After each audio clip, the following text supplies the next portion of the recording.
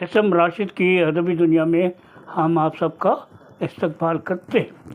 तो नाज़रीन, आज आपके सामने हम लेकर के आए हैं एक इंटरव्यू, और इस इंटरव्यू का नाम है आपकी कहानी आपकी ज़ुबानी। और ये इंटरव्यू मैंने ली है बरतानिया से आए हुए जनाब फ़हीम अख्तर, लंदन बरतानिया। आप सूफ़ी जमील अख्तर लिटरेरी सोसाइटी के सरपरस्त भी हैं, और अभी हाल ही में उनका जो 17वां सूफ़ी जमील अवार्ड का फंक्शन हुआ है, उसमें आपने इस दफ़ा अवार्ड दिया है वसीम बरेलवी साहब को। जी हाँ, वसीम बरेलवी साहब जो मुहताज तारुफ नहीं हैं, उर्दू की दुनिया उन्हें अच्छी तरह से जानती है, पहचानती है और उनसे बहुत प्यार करती है। कश हॉल जो है मुस्लिम इंस्टीट्यूट का खचाखच भरा हुआ था और लोग उसको बधाइयाँ देने के लिए परेशान थे। तो चलिए सुनते हैं फ़हीम अख्तर की कहानी, उन्हीं की ज़ुबानी। एसएम राशिद की अदबी दुनिया में हम आपका इस्तकबाल करते हैं। हमारे सामने सारी दुनिया के मशहूर और बहुत ही अजीम शख्स जनाब फ़हीम अख्तर साहब, जो लंदन बरतानिया से शहर कलकत्ता में तशरीफ़ आवरी लाए हुए हैं। आज हम उनके जानकी अपार्टमेंट में, जो सूफ़ी जमील अख्तर लिटरेरी सोसाइटी का ऑफ़िस भी है, उसमें शर्फ़ मुलाकात हासिल हुई। मैं आप लोगों को बताना चाहता हूँ कि वो आपकी कहानी आपकी ज़ुबानी में आपके सामने रूबरू हैं। आप सुनिए कि उन्होंने अपनी ज़िंदगी की शुरुआत कब और कैसे की, उनके ख़ानदान में कौन कौन से लोग हैं, क्या क्या कर रहे हैं, और साथ ही साथ उनकी शादी कब हुई, और फिर अदबी ज़िंदगी की उन्होंने कब शुरुआत की, और उर्दू खिदमत में उन्होंने जो आज तक कारनामे दिए हैं, वो सारी चीज़ें आपके सामने रखेंगे। और साथ ही साथ हम उनसे चाहेंगे कि वो मशवरा दे कि आने वाली नस्ल को क्या करना चाहिए। तो फ़हीम अख्तर साहब, आप हमारे नाज़रीन के सामने मौजूद हैं, तो पेश कीजिए फ़हीम अख्तर की कहानी, फ़हीम अख्तर की ज़ुबानी। शुक्रिया राशिद साहब। दरअसल ये तो मौका नहीं है इंटरव्यू देने और लेने का, लेकिन आपकी मोहब्बत है, आपने इस लायक समझा। तो दरअसल हमारी पैदाइश, तालीम, इब्तदाई तालीम यहीं हुई, खिदिरपुर के इलाके से, और फिर यहाँ से चूँकि हमारे वालिद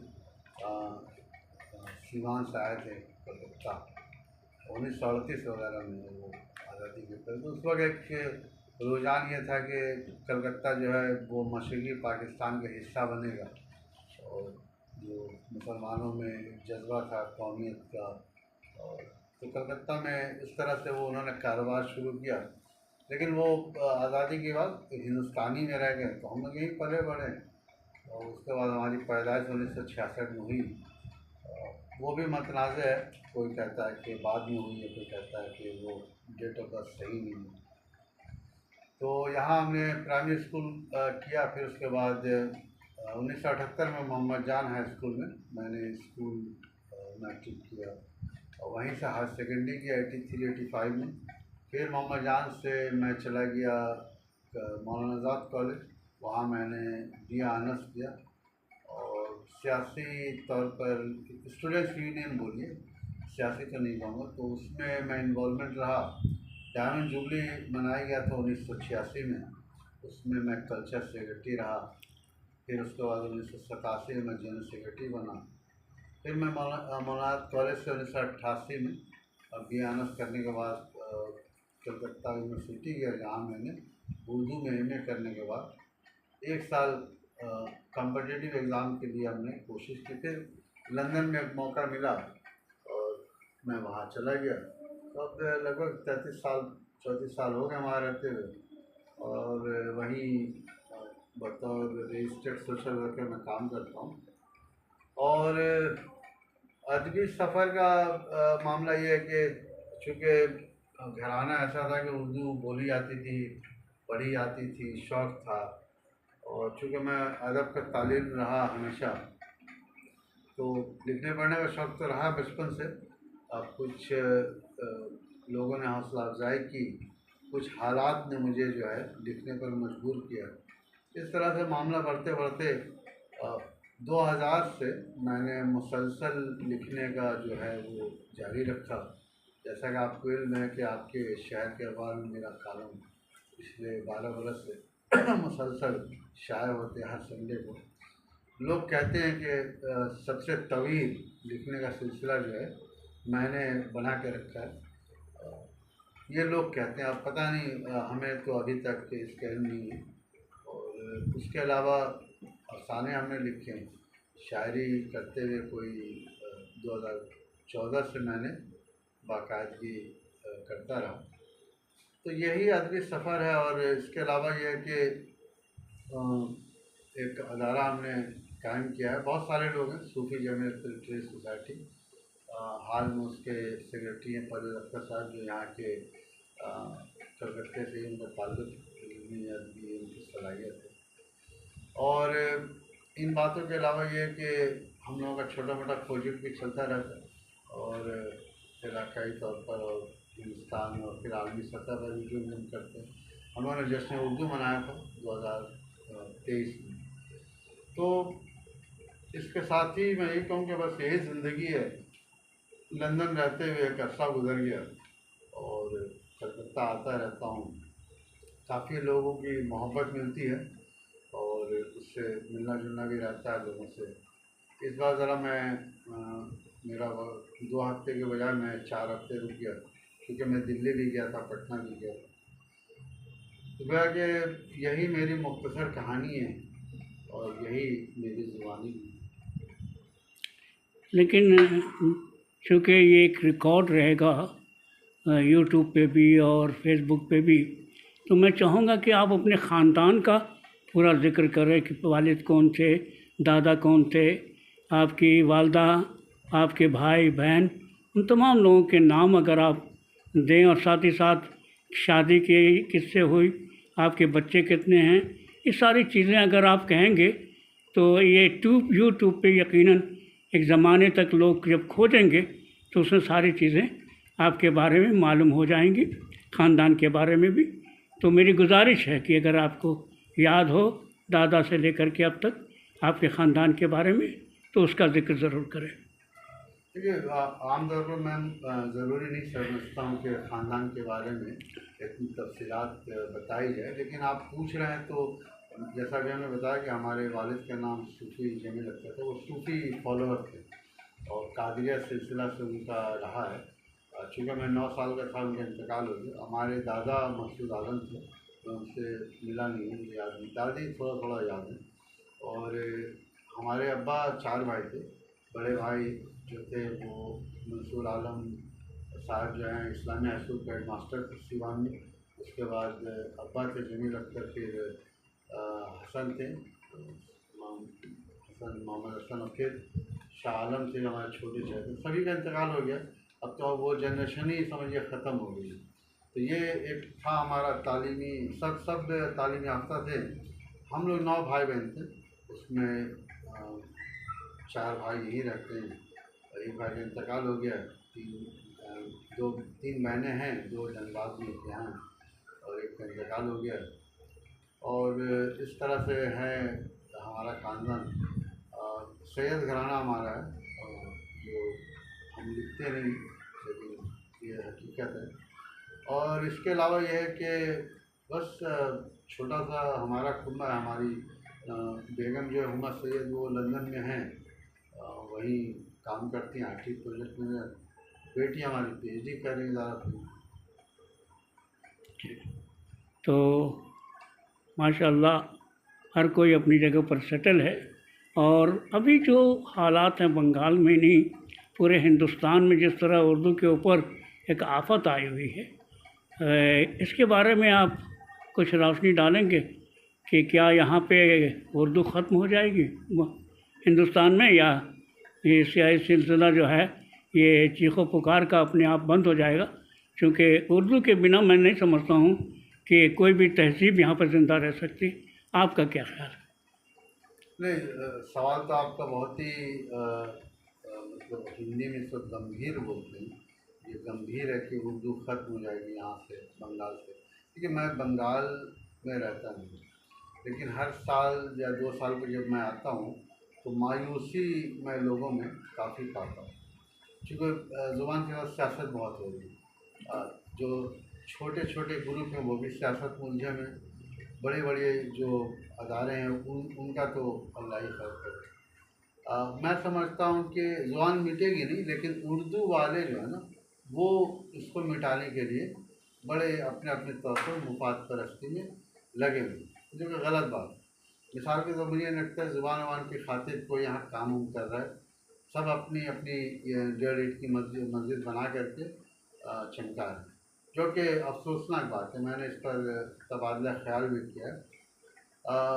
बड़ी अफसोसनाक बात, अभी मादरी आलमी ज़ुबान के सिलसिले से मैंने 2-3 तकारीब देखे, कुछ समझ में नहीं आया कैसे लोग आए, क्या बातें की।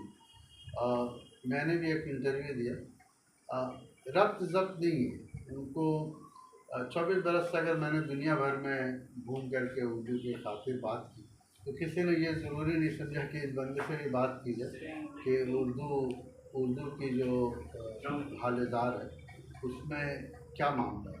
खैर, तो ये तो एक मैंने महसूस किया, इसलिए महसूस किया कि ये समझ में नहीं आता है कि अगर 2 लोग जो उर्दू लिख पढ़ रहे हैं तो उसमें फ़हीम अख्तर के साथ इम्तियाज़ी सलूक क्यों, ये मेरा सवाल है। और दूसरी बात यह है कि फ़हीम अख्तर से लोग खौफज़दा क्यों। देखिए मैं, चूँकि उर्दू ज़ुबान जो है वो तो उसको तो वसी पैमाने पर ही कहना चाहिए। जैसे नई जनरेशन जो नई नस्ल है वो हमसे रब्ता ज़्यादा रखती है, बाकी महफ़िलों में वो जाना ही पसंद नहीं करती और वो वहाँ पर उनकी दिलचस्पी भी नहीं है। और अजीब अजीब कारनामे शहर में देखे जा रहे हैं। लगता है कि उर्दू बढ़ते बढ़ते बढ़ते इतनी बढ़ गई है कि ये समझ में नहीं आ रहा कि किसकी तरफ मैं जाऊँ और किसकी तरफ नहीं जाऊँ।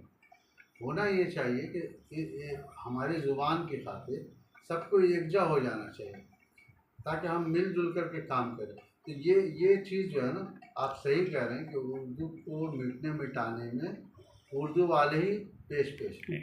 लेकिन मेरा दावा है कि ज़ुबान इसलिए नहीं मिटेगी कि देखिए कोई ज़ुबान मिटती नहीं। अभी आलमी मादी ज़ुबान हुई थी, उस पर यूनेस्को जो है उसमें सभी ज़ुबानों पर नज़र रखा हुआ है और फ़ंड देती है। जैसे भोजपुरी ज़ुबान है, मारवाड़ी ज़ुबान है, ये ख़तरे में, तो वो फ़ंड दे कर के ज़ुबान को ज़िंदा रखने के लिए काम हो रहा है। हमारे यहाँ मसला उल्टा हो रहा है, हमारे यहाँ उर्दू वाले इतने उलझ गए उर्दू में कि यह समझ में नहीं आ रहा कि वो ज़ुबान के फ़रोग़ के लिए काम कर रहे हैं, ज़ुबान को मिटाने के लिए काम कर रहे हैं। जो आपका सवाल है जी, जो अभी आपने कहा कि नौजवान जो है आपसे मिलते हैं और खुश होते हैं, मैं समझता हूँ कि उनसे आपको कुर्बत मिलती है, आपसे आसानी से वो कोई भी बात पूछ सकते हैं और आप उसका जवाब भी देते हैं। और शायद यहाँ के जो उर्दू वाले लोग हैं वो उन्हें इस तरह से डील नहीं कर पाते, जिसकी वजह से उनसे दूरियां बढ़ रही हैं, मेरा ऐसा मान है। उसके बाद बेबाक के बारे में आप कुछ बताएंगे? बेबाक एक रसाला है और ये सूफी यूनिटी लिटरेचर सोसाइटी की तरफ से सहमाई रसाला है, जिसके मुदीर हमारे परवेज़ अख्तर साहब हैं। और अल्हम्दुलिल्लाह बेबाक के कामयाबी से 6 शुमारा अब तक के शाया हो चुका है, निकलता है। कई लोग इसमें, पूरी टीम है, इसके नायब मुदीर हमारे मोहम्मद हसन है जो एम्स्टर्डम में हैं, हॉलैंड में, जो बांग्लादेश से हैं, और इसके अलावा डॉक्टर फातिमा खातून है। पूरी टीम है, शहीन साहब है, आफ्ताब नदीम है, आफ्ताब सिद्दीकी हैं, डॉक्टर गनीम साहब हैं, कई लोग हैं, तो ज़ैनब सईदी है ईरान से। तो एक टीम उस पर काम कर रही है। मैं तो बस समझिए कि उसमें कुछ भी नहीं, मैं कमेटी में हूँ, मेरा कोई उसमें ख़ास रोल नहीं है। बेबाक निकालने का एक मकसद जो आपने कहा कि बिल्कुल सही है, चूँकि परवेज़ साहब को हम लोगों ने देखा कि इनके अंदर काबिलियत है, मुदीर के काम ये कर सकते हैं, तो इंतखाब हुआ और उन्होंने 6 शुमारे में जो भी अदारिया लिखा है वो काबिल कबूल और काबिल सताइश है। तो इसलिए बेबाक जो है बेबाक बन गया।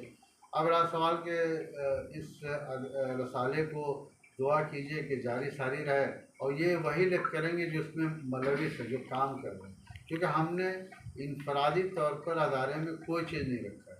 एक कलेक्टिवली टीम वर्क है, नौजवान ये लोग हैं, सारे नौजवान एक साथ काम कर रहे हैं और हम लोग उसमें मिलजुल करके इसको आगे बढ़ा रहे हैं। मकसद ये है कि उर्दू ज़ुबान से जो हमसे बन पड़ती हम करेंगे।